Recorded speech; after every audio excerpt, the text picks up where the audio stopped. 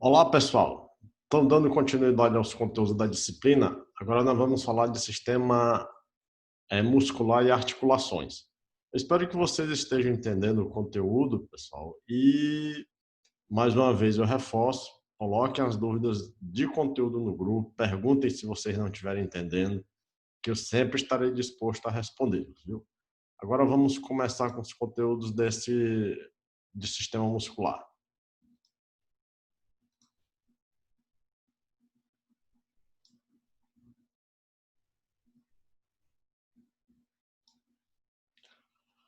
Bom, eu já falei para vocês que a disciplina de anatomia, nós vamos falar tanto dos conteúdos relacionados à parte estrutural e morfológica do organismo humano, como também vamos falar em alguns conteúdos relacionados à função que essas estruturas desempenham na manutenção da vida do organismo. E aqui nós vamos tratar de um assunto chamado sistema muscular, que está intrinsecamente ligado ao sistema esquelético. Então, assim, é um pouco mais difícil porque nós temos uma quantidade muito grande de músculos, mas não precisa vocês ficarem de antemão preocupados, porque não precisa você aprender o nome de todos os músculos. Porque nem nós que estudamos anatomia a fundo sabemos isso, né? De mente. Às vezes a gente procura, às vezes a gente recorre aos atlas. Mas vocês têm que aprender o nome dos principais músculos e aqueles que se destacam, principalmente na utilização do trabalho do técnico de enfermagem, onde vocês vão fazer a administração de medicamento por diversas vias. Muitas vezes vocês vão ter que fazer a transposição de um músculo ou perfurar essa musculatura. Então vamos dar início aqui à parte de explicação e a teoria em si.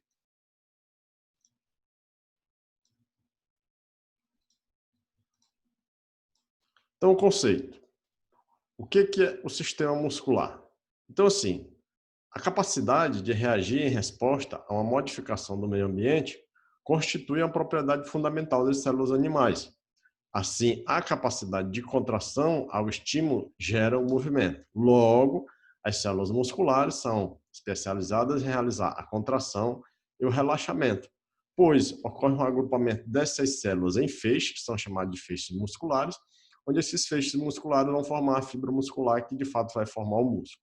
Então, assim, a leitura desse conceito nos traz à mente a seguinte coisa, que o tecido muscular é um dos tecidos que tem a capacidade de fazer distensão e relaxamento, onde a gente coloca isso como contração e relaxamento.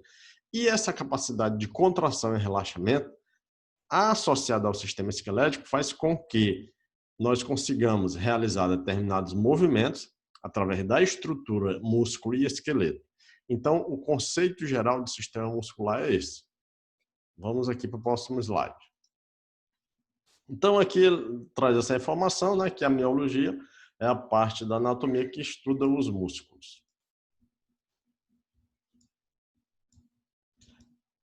Agora aqui nós vamos ter uma variedade de tecidos musculares, né? Vocês estão vendo aqui que a célula muscular ela está normalmente sob o controle do sistema nervoso. E muitas vezes, mesmo você sem ter estudado o sistema esquelético, ou o sistema muscular, ou anatomia, muitas vezes uma lesão a nível nervoso vai danificar um funcionamento muscular. Porque o músculo ele funciona associado ao sistema nervoso, onde esse sistema nervoso emite estímulos, e esses estímulos fazem com que ocorra o processo de contração ou o processo de relaxamento muscular. Então, assim, cada músculo possui um nervo em seu ramo, que é chamado de nervo motor, que faz o estímulo, o qual divide-se em ramos para poder controlar todas as células musculares. As divisões microscópicas terminam em um mecanismo conhecido como placa motora. Então, esse termo placa motora é um termo que define microscopicamente como que essa célula muscular, digamos assim, ela realiza o seu trabalho. Ela realiza as suas diversas funções através do processo de contração e relaxamento das fibras musculares através de determinadas estruturas musculares que são proteínas, a saber, a quitina e miosina, né? Mas nós, no curso técnico de enfermagem, a gente não vai muito a fundo dessa forma. Então, assim, os músculos eles podem ser voluntários, onde a própria nomenclatura diz o que é um músculo voluntário. É um músculo que depende da minha vontade, que depende do processo voluntário de eu fazer o processo de contração ou relaxamento desse músculo. Então, aqui diz que a sua contração resulta de um impulso voluntário. E os músculos involuntários são aqueles onde a contração resulta de um impulso involuntário. Então, sabendo disso, vamos dar continuidade, né, ao nosso sistema muscular. Então, assim, pessoal, os músculos, nós teremos músculos que estão sob nossa vontade, que são os voluntários. Geralmente, esses voluntários estão associados ao esqueleto. E teremos músculos que não estão sob nossa vontade, que são os involuntários, que geralmente estão associados ao sistema nervoso parasimpático. Então, os músculos voluntários, eles podem apresentar estriações transversais. Essas estriações, não confundam essas estriações com estrias presentes na epiderme, sendo estriados, enquanto os involuntários eles não têm essas estriações e eles são considerados lisos. Por exemplo, o músculo cardíaco ele assemelha-se a um músculo estriado, histologicamente, mas atua como um músculo involuntário. Então, nós vamos ter músculo estriado esquelético, músculo estriado cardíaco e músculo liso. Então, aqui nós temos a musculatura estriada esquelética. Aonde que essa musculatura vai estar inserida? Ao esqueleto. Ou seja, realizando uma das funções que o esqueleto realiza, que é a função de movimentação. O esqueleto só se movimenta porque ele está associado aos músculos esqueléticos que fazem com que ocorra o processo de contração e relaxamento e com que ocorra o processo de movimentação de parte desses esqueletos. Então, assim, situam-se nas camadas superficiais do corpo e ligam-se firmemente às cartilagens e aos ossos, por meio de tendões ou de aponeuroses. Então, são voluntários. Então, assim, quando eu realizo esse movimento de contração de minha mão, na realidade, eu estou fazendo contração de músculos esqueléticos que estão sob o meu controle voluntário. Então, assim, o processo de contração dos diversos músculos que estão presentes na mão é um exemplo do que eu estou falando relacionado aos músculos esqueléticos.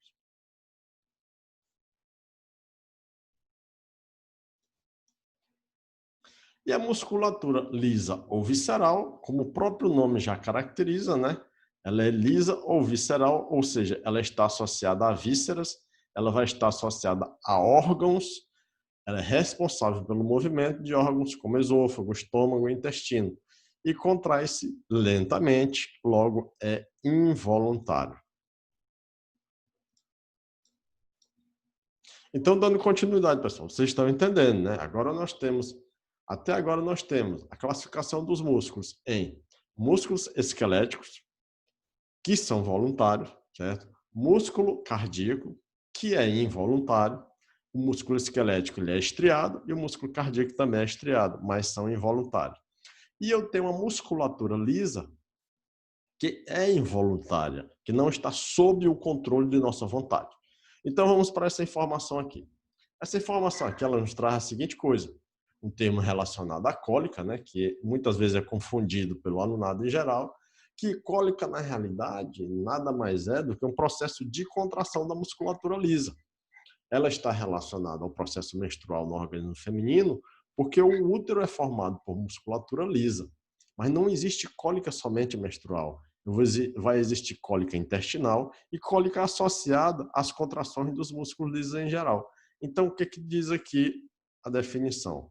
Que são fortes contrações de fibras musculares lisas. Certo? Então, toda cólica ela é uma contração de uma fibra muscular lisa. E, geralmente, ela está associada a órgãos que são ocos, provocado por disfunção intestinal, uterina, outros órgãos abdominais. Então, vocês entendam também essa parte, esse item que está relacionado à cólica. Por que eu coloco isso? Porque eu falei anteriormente de contração de músculo esquelético. E agora eu tenho que falar de contração de músculo liso. E a contração do músculo liso, ela recebe um nome especial chamado de cólica.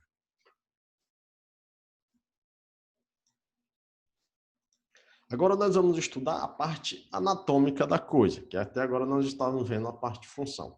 Então aqui, componente anatômico dos músculos estriados.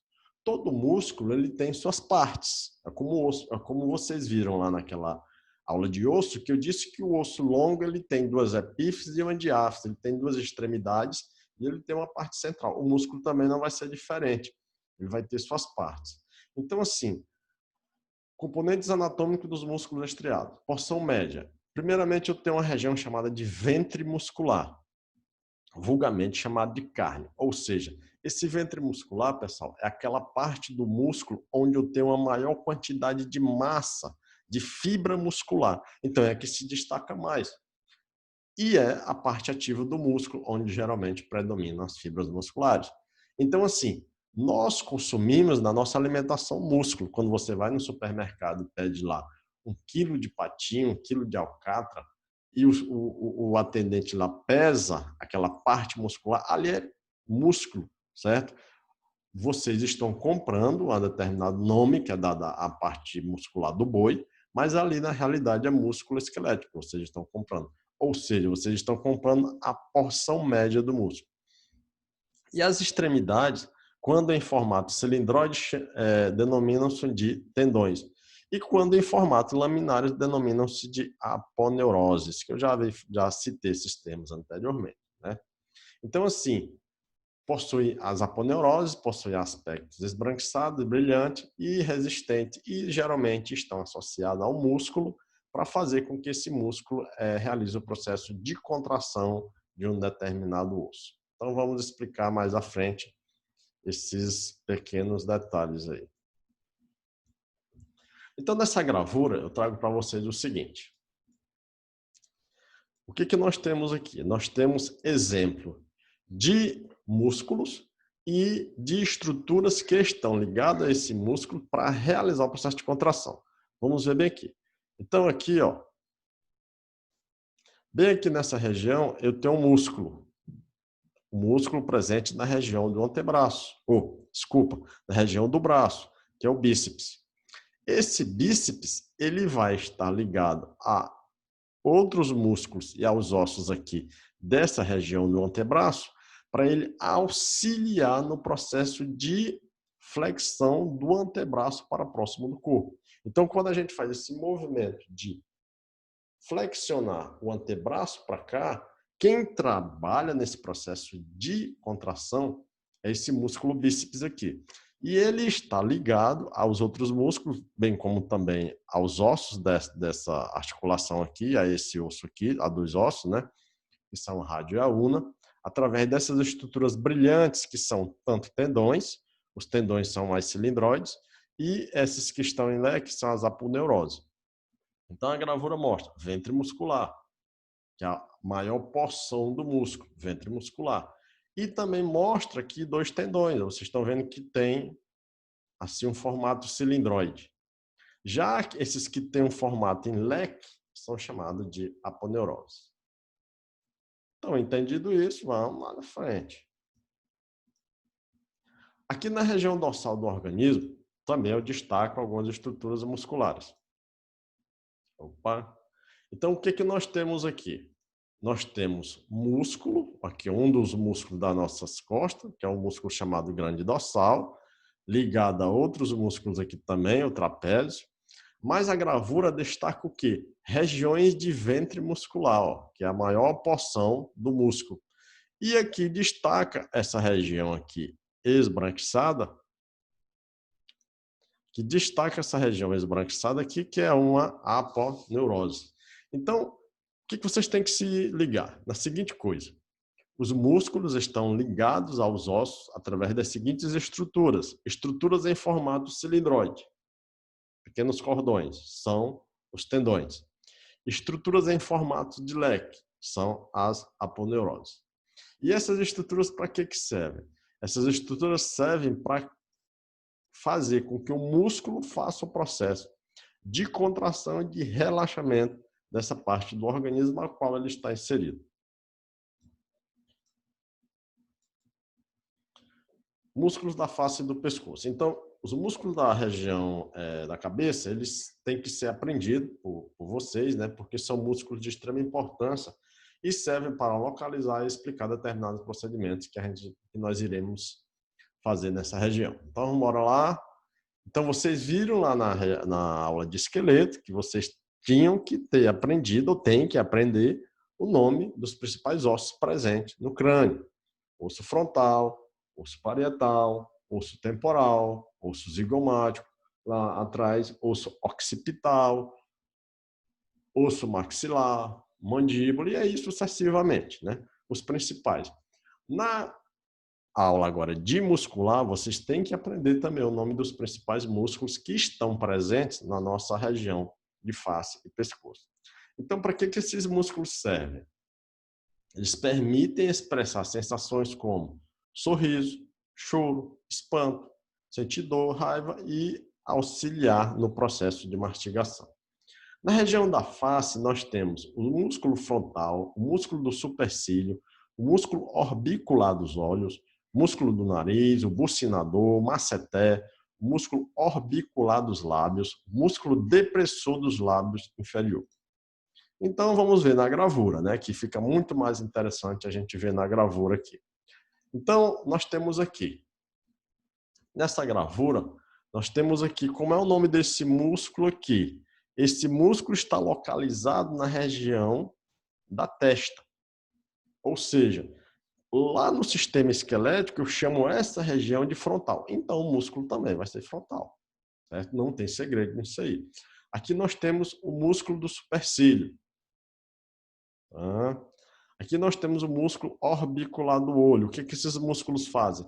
Eles fazem com que nós tenhamos a capacidade de fechar, de piscar o olho, certo? E abrir, ou seja, a gente contrai esse olho e depois abre o olho novamente. Aqui nós temos o músculo orbicular dos lábios, com a função dele fazer com que a gente tenha a capacidade de movimentar os lábios. Também associado ao músculo depressor do lábio inferior. E aqui, nessa outra gravura, nós temos o músculo masseter, que é um músculo componente da região lateral da nossa face, que ele vai propiciar proteção e vai auxiliar no movimento de contração da região aqui da mandíbula no processo de mastigação. Músculo bucinador, que também faz essa conformação da região do rosto. E aqui nós temos o músculo esternocleidomastoide, que é um músculo auxiliar da região do pescoço, sustentação dele, e o músculo platisma também, que tem essa mesma função. Então, assim, esses principais músculos é bom que vocês tentem aprender, assim como tentaram aprender os principais ossos presentes na região do crânio.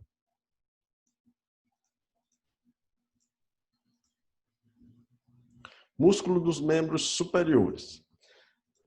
Então, como eu já falei, nós estamos falando de músculos esqueléticos. O membro superior, vocês não podem esquecer que ele é formado por 3 partes. É formado pelo braço, é formado pelo antebraço, é formado pela mão. Não podem esquecer isso, pelo esqueleto da mão, né? Então, vamos lá. Em todas essas 3 regiões, nós temos músculo. Mas os principais que vocês vão trabalhar são os que estão associados tanto à região do ombro, como também à região do braço e antebraço. Então, eles determinam movimentos que necessitam de músculos flexores e que permitem a extensão do membro. Os principais são deltoide, que faz a articulação do ombro e produz a elevação do braço.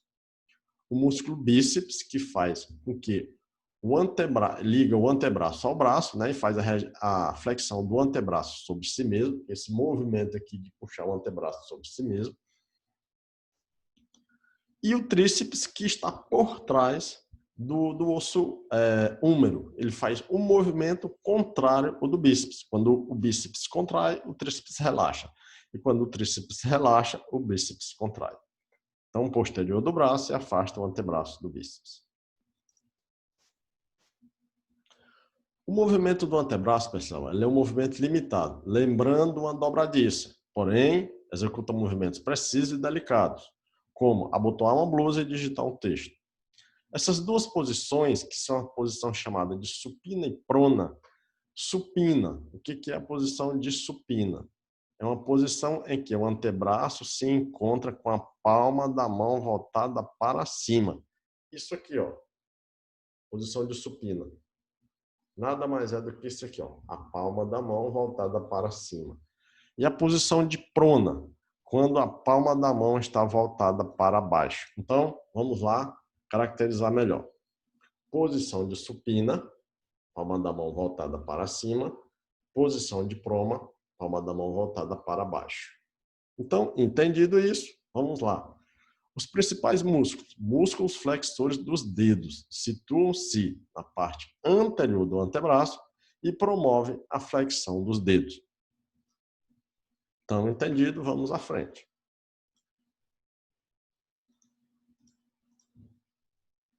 E os músculos extensores dos dedos, eles localizam-se na parte posterior do antebraço e são responsáveis pelo afastamento dos dedos. Então, são esses movimentos aqui, ó. Tá? E esse movimento aqui. Vocês notem que quando a gente realiza esse movimento, ocorre contração desses músculos aqui e também relaxamento dos músculos que estão presentes na região do antebraço.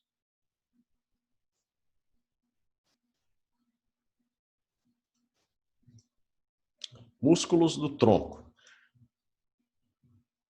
No tronco, nós vamos ter, tanto na região anterior como na região posterior, músculos que são de extrema importância para o nosso aprendizado e para muitos procedimentos que nós iremos realizar no paciente. Nós vamos ter na região anterior, que é o abdômen, e na região posterior.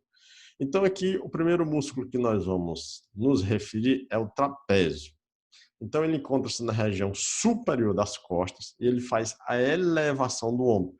Quando você faz esse movimento de elevar os ombros, você está trabalhando o músculo trapézio.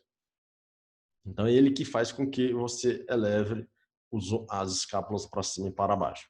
O grande dorsal está na região inferior das costas e realiza o movimento de levar o braço para trás.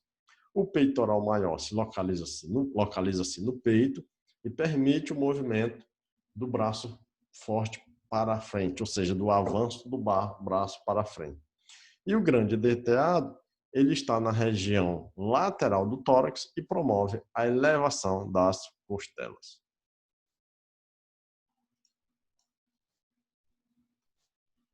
E na região abdominal, nós vamos ter o reto abdominal, né? Como o nome diz, está na região à frente do abdômen e é o componente dos principais músculos componentes do que se chama barriga. O oblíquo externo localiza-se nos lados do abdômen. O diafragma separa o tórax do abdômen e ajuda no processo de respiração. E os músculos dos membros inferiores. Nós vamos ter o grande glúteo ou glúteo superior, que localiza-se na região das nádegas e permite a extensão da coxa. Também teremos o quadríceps, que está localizado na parte anterior da coxa e é responsável pelo processo de extensão da perna. E circundando esses, nós temos o músculo chamado costureiro, que é o músculo mais longo do corpo, né? E inicia-se no quadril e cruza a coxa e termina na região interna do joelho. E sua função é aproximar a coxa do abdômen. Gêmeos ou gastrocnêmicos. Está na face posterior da perna. É o famoso músculo da batata da perna. E são responsáveis pelos processos de extensão da perna. Então, aqui nós vamos ver nessa gravura, tanto na região anterior quanto na região posterior, esses músculos que eu falei para vocês, certo? Então, vamos aqui mostrar a localização de cada um desses músculozinhos aqui. Então, aqui os da face a gente falou lá, né? Naquela parte lá do slide. Na região do ombro, nós temos esse músculo aqui, que vai fazer a proteção do ombro, tanto na região lateral, tanto na região frontal, como na região posterior. Tanto é que nós temos o músculo deltoide, ele se divide em 3 porções. Porção anterior, porção lateral e porção posterior. Se vocês observarem bem na gravura, ele abraça toda a região do ombro. É um músculo de extrema importância para a enfermagem, porque atualmente realiza-se muitas vacinas no músculo deltoide. Anteriormente, era feita a administração de muitas medicações, de pirona e outros medicamentos intramuscular. Hoje não, esses medicamentos eles estão restritos somente na região dorsoglútea, que é na região do glúteo. Descendo aqui do deltóide, nós temos o músculo bíceps. Estão vendo aqui, certo? O bíceps. Esse bíceps é o músculo que faz o processo de aproximação do antebraço da região do tórax. Por trás do bíceps, nós teremos o tríceps, que está lá na outra gravura que está mostrando o posterior. E aqui nós temos os músculos flexores do pulso e dos dedos, que a gente não vai citar o nome especificamente de cada um, mas basta você entender que eles estão localizados nessa região. Vamos agora para a região torácica e abdominal. Na região torácica, nós temos o peitoral maior. Olha aqui o músculo peitoral maior. Ele é dividido em peitoral menor, certo? Ele é dividido em peitoral menor, peitoral médio. Então, peitoral maior, médio e menor. Tá aqui esse músculozinho aqui. Esses músculos no indivíduo que pratica musculação, e quando o músculo é estimulado a crescer, eles se tornam bem cheio de massa muscular, se tornam bem robustos. Já esse outro músculo aqui, nós temos o músculo reto abdominal, são esses músculos aqui, ó. O músculo só, é aqueles famosos músculos que mostram o tanquinho da barriga aqui, ó. Na região posterior, nós temos o oblíquo externo. Deixa eu apagar bem aqui esse negócio. Então, na região posterior, nós temos o músculo oblíquo externo, ó, esse que está na região lateral aqui do tórax. Nós temos aqui os extensores dos dedos, como eu já falei, né? Flexores e os extensores. Quando você tem um flexor, você tem um extensor. Aqui nessa região aqui do tórax, nós temos o grande denteado. E na região do membro inferior, na coxa especificamente, o músculo costureiro, que nasce aqui e faz essa volta inteira e vai terminar lá por trás da articulação do joelho. E aqui o quadríceps femoral, formado por esses músculos aqui. Então, vocês têm que aprender esses principais músculos. Não são todos os músculos bem detalhados dessa região anterior do nosso organismo, mas já tem uma quantidade considerável, vocês têm que saber a localização e o que faz cada um desses músculos aí na movimentação do nosso corpo. Agora, na região posterior. Na região posterior, nós teremos aqui a esse músculo que eu já falei, que está associado à região do pescoço e da face, que é o esternocleidomastoide. O músculo trapézio, que esse trapézio ele vai estar associado e trabalhar com o músculo deltoide associado aqui, ó, certo? Tá aqui essa divisão, certo? Do músculo trapézio.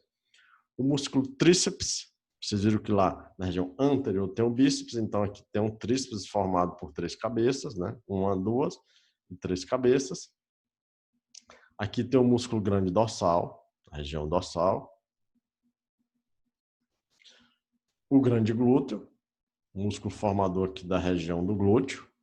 Esse grande glúteo ele é dividido em glúteo máximo, glúteo médio e glúteo mínimo, certo? O que você vê na região mais externa do glúteo, eu tenho mais 2 camadas de glúteo anterior, glúteo máximo, glúteo médio e glúteo mínimo.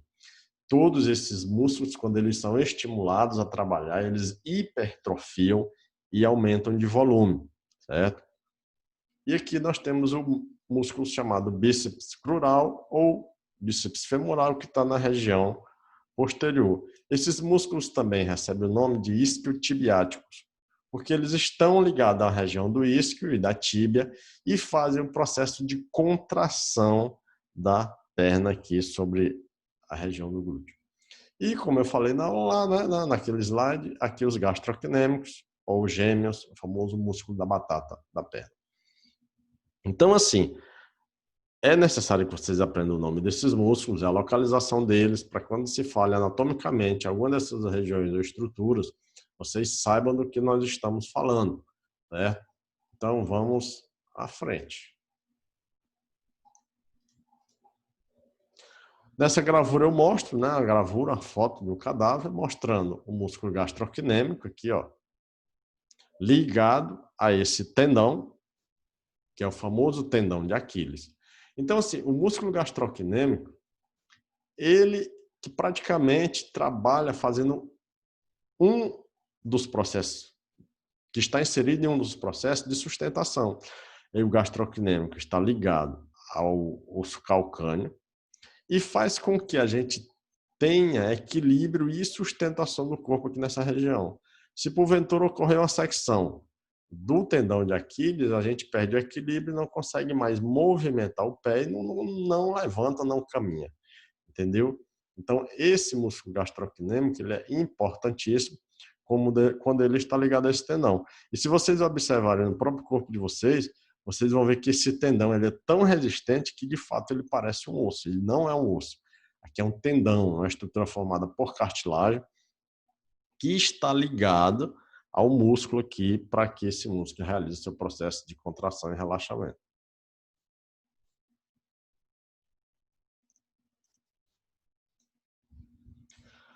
Dentro dessa aula, pessoal, nós vamos falar de junturas e articulações. O que são isso? Bom, dois ossos, eles se juntam, eles estão próximos, na realidade eles não se tocam.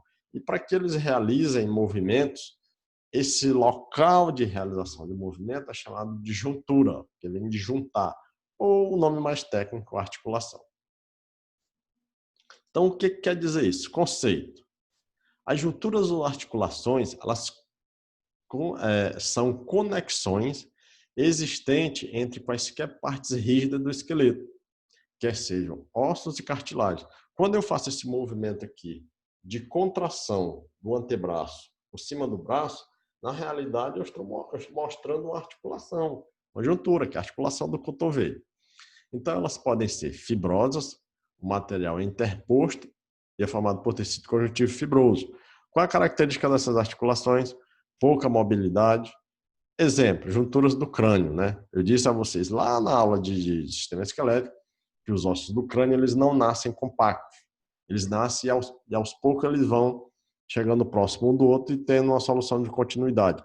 E fica um registro da junção. E esse registro é uma articulação que são chamadas de articulações fibrosas. As articulações cartilagíneas, elas são unidas por cartilagem, por uma combinação de cartilagem e tecido fibroso. E as sinoviais são as famosas articulações que têm líquido do interior, que elas são elas estão em volta por uma cápsula, e essa cápsula tem um líquido no seu interior, que esse líquido faz com que ocorra o processo de lubrificação da articulação. E aí nós vamos ter nas grandes articulações. Articulação do cotovelo, articulação do ombro, articulação do joelho, articulação do fêmur com o osso da bacia, né, que é a articulação do fêmur, coxo femoral, e aí sucessivamente. Então, elas são unidas por cartilagem com a membrana sinovial que circula a articulação em si, na sua maioria possui líquido no interior. Então, aqui nós estamos mostrando uma cápsula articular, essa cápsula aqui, ó, é uma membrana conjuntiva que envolve a juntura sinovial, como um manguito. O manguito seria o quê? Uma estrutura, né? Uma mangueira, com algo que está envolvendo isso aqui. Porque aqui dentro, esses ossos eles não se tocam, além da estrutura do osso, a estrutura final do osso aqui está protegida por cartilagem. Como quando vocês pegam um osso de frango, lá tem a cartilagem, aquela cápsulazinha branca que está sobre a extremidade da diáfise do osso, da epífice do osso, desculpa. E aqui dentro vocês têm líquido compondo essa articulação. Esse líquido é que faz com que ocorra o processo de lubrificação da articulação e essa articulação consiga realizar seus diversos movimentos.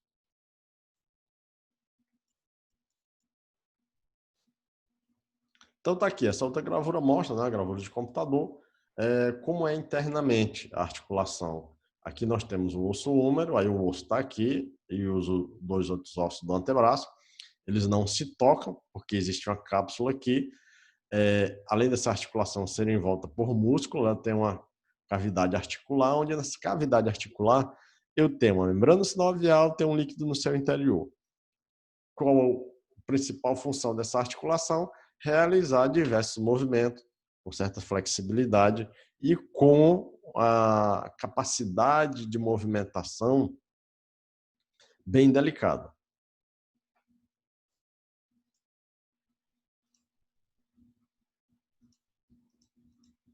Quanto à mobilidade, as articulações podem ser diartrótica, cineartrótica ou anfiartrótica. O que quer dizer isso? O que eu estava acabando de falar sobre mobilidade da articulação. Vou ter articulações que têm quase nenhuma mobilidade, pouca mobilidade e muita mobilidade. Então, as diartróticas são articulações móveis, que possibilitam a realização de ambos movimentos. Articulação do ombro, por exemplo, joelho. A sineartrótica são articulações imóveis, que não possibilitam nenhum tipo de movimento, e exemplo, a articulação do crânio. E as articulações anfiartróticas são aquelas articulações que são semimóveis e possibilitam movimentos limitados, como a articulação da região da coluna vertebral. Principais movimentos que nosso organismo realiza de acordo com o plano. Então, nós temos o movimento de flexão. O que é isso? Diminui o ângulo entre as partes do corpo. Movimento de extensão. Corrige o ângulo entre as partes do corpo. Então, se eu faço uma flexão, eu faço uma extensão. Movimento de abdução. Afasta a parte do corpo do plano sagital mediano no plano coronal. Já vou explicar isso melhor. E o movimento de adução aproxima a parte do corpo do plano sagital mediano no plano coronal, exceção feita aos dedos da mão e dos pés, nos quais a abdução significa separá-los, a adução, juntá-los. Então, vamos ver isso lá na gravura que vai ficar melhor. E o movimento de rotação é mover uma parte do corpo ao redor do seu eixo longitudinal. Então, vamos ver nas gravuras aqui como é que nosso corpo realiza esses movimentos. Então, vamos ver bem aqui, ó. Membro inferior, quando o indivíduo contrai a musculatura dos músculos posteriores da coxa, dos isquiotibiáticos, e puxa a perna para a região de trás, nesse sentido, eu estou fazendo o quê? Uma flexão. Quando retorna a perna para o sentido ereto, eu estou fazendo uma extensão. Então, flexão, extensão. Com o membro inferior, quando eu aproximo o antebraço do braço, eu estou fazendo uma flexão. Quando eu volto o antebraço para a região distendida, próximo à perna, estou fazendo uma extensão. Então, assim, o que vocês têm que entender? Que a flexão, ela aproxima a parte que você está mexendo da região do organismo, tanto faz se anterior como posterior. E a extensão distancia. Então tá aqui, ó, movimento de agora do membro superior todinho, ó. Como é que eu faço o movimento de flexão? Realizando esse movimento. Como é que eu faço o movimento de extensão? Realizando esse movimento. Com o membro inferior também, da mesma forma. Como é que eu faço o movimento de flexão? Levando o membro inferior para cima. Como é que eu faço o movimento de extensão? Levando o membro inferior para trás. Agora vamos para esses dois movimentos, de abdução e adução. Então, vocês estão vendo aqui que o movimento de abdução é o movimento de eu afastar o membro do plano aqui do corpo. Então, quando eu faço esse movimento aqui, ó, vocês estão vendo? É uma abdução. Quando eu trago o retorno desse movimento, eu estou fazendo uma adução. Aqui com o membro inferior, do mesmo jeito. Quando eu elevo o membro inferior distante do plano do organismo, eu faço uma abdução. Quando eu trago o membro inferior de volta para o plano do organismo, eu estou fazendo uma adução. Então, assim, para quem malha, ou já malhou, vocês veem que na academia lá existem duas cadeiras, ou a mesma cadeira, ela pode realizar as duas coisas ao mesmo tempo, que é a chamada cadeira adutora e cadeira abdutora. É aquela cadeira onde você senta e você está com os membros aqui. Quando você faz esse movimento aqui de afastar as pernas, você está fazendo um movimento de abdução. Quando você traz para dentro, você está fazendo um movimento de adução. Então, entendido isso, pessoal, vamos passar para frente. Agora vamos ver aqui na região do pé. O pé, ele realiza esses dois movimentos, que é o movimento de eversão, como se fosse entre aspas, uma abdução, e o movimento de inversão. Então, quando você traz o pé para fora dessa forma,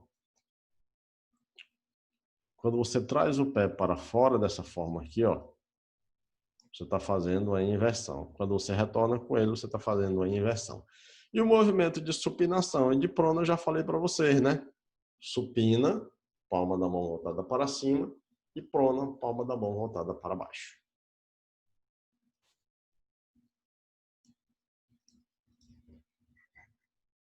E o movimento de circundação é um movimento que está presente na articulação, onde ele faz um movimento assim de círculo.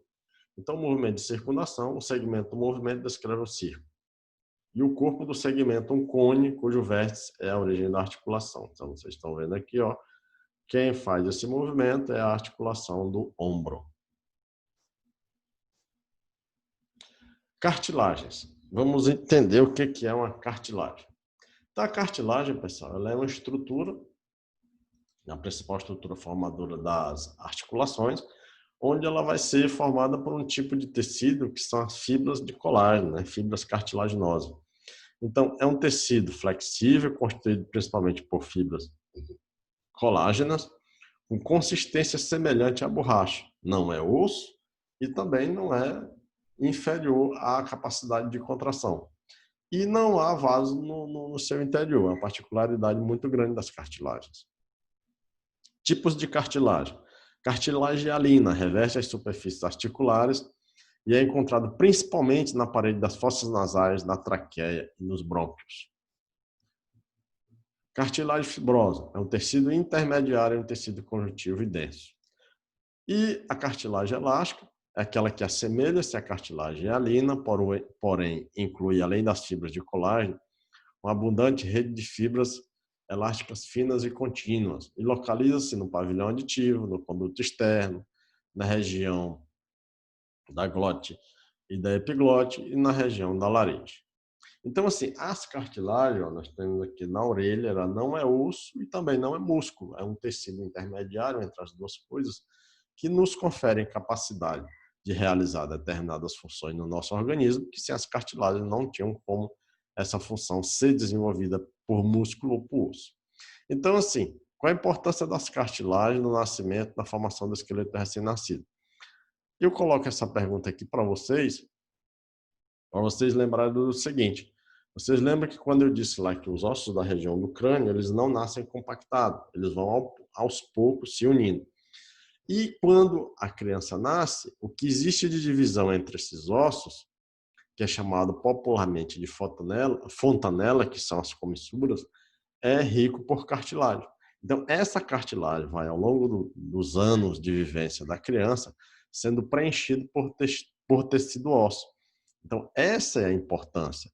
Por que é importante isso? Porque no momento do parto, se o crânio já nascesse todo compactado, ele não teria a capacidade de diminuir de volume e passar pelo canal vaginal. Ou seja, seria muito mais traumático para a criança e também para a mulher. Então, a importância da cartilagem para o feto é essa, é diminuir o diâmetro da circunferência craniana e fazer com que essa circunferência craniana passe pelo canal do parto, sem ter nenhum problema a nível de lesão no feto. Então, vamos à frente. Essa gravura ela já foi explicada, né, na aula de sistema esquelético, que está relacionado aos desvios da coluna vertebral, escoliose, cifose e lordose. Aqui também, só para reforçar. E vamos fazer o comentário dessas questões, né? Como eu disse, essas questões elas não são de atividade, são questões que eu coloco para deixar a aula mais assim, argumentativa, mais participativa por parte de vocês, alunados. Então, vamos responder aqui. A primeira questão diz o seguinte: assinale verdadeiro ou falso sobre o sistema esquelético. O corpo humano divide-se em cabeça, pescoço, tronco, esqueleto apendicular. O corpo humano, nós vimos lá na aula, nos slides, que ele divide-se em cabeça, tronco, que é tórax e abdômen, e esqueleto e membros. Aqui diz que ele está dividido em cabeça, pescoço, tronco. O que é o tronco? É o tórax, abdômen e esqueleto apendicular. Quem é o esqueleto apendicular? São os membros, tanto inferiores como superiores. Então aqui está verdadeiro, viu? Aqui está verdadeiro, vocês prestem muita atenção. Aqui está verdadeiro. Por que é verdadeiro aqui? Porque é o seguinte, foi substituído membros superiores e membros inferiores por esqueleto apendicular, que o esqueleto apendicular é membros inferiores e membros superiores. Então, verdadeiro. Vamos para a próxima afirmação. Proteção, sustentação, produção de células sanguíneas e transmissão de impulso nervoso são funções do esqueleto? Falso. Por que está falso? Porque transmissão de impulso nervoso não é função do esqueleto, é função do sistema nervoso, não é função do sistema esquelético.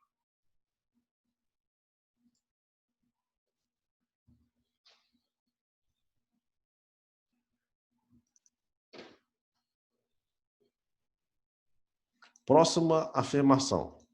O esqueleto axial é composto por cabeça, pescoço e tronco. Que é o esqueleto axial? Cabeça, pescoço e tronco, né? Verdadeiro. Então,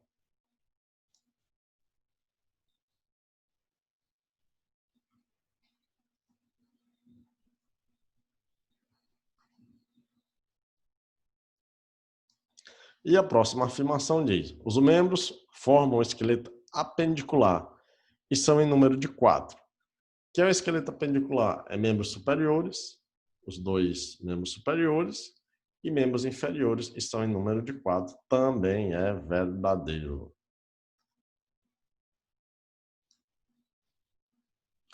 E o outro parêntese diz o seguinte: clavícula e osso do quadril compõem a cintura pélvica. Errado. A clavícula ela faz parte da cintura escapular. Então está falso. Vamos para o próximo slide. Diz o seguinte: a melhor definição para anatomia é assinale V verdadeiro e F falso.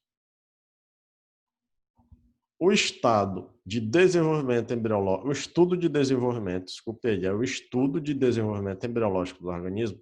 Quem estuda isso é anatomia, é embriologia, então está falso.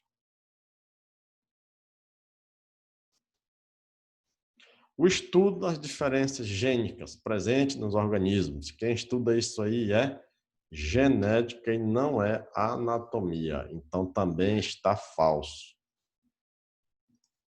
O outro parêntese diz: o estudo celular, bem como sua bioenergética. Também está falso, porque quem estuda isso aí é a biologia, lá na parte específica de bioenergética. Também está falso.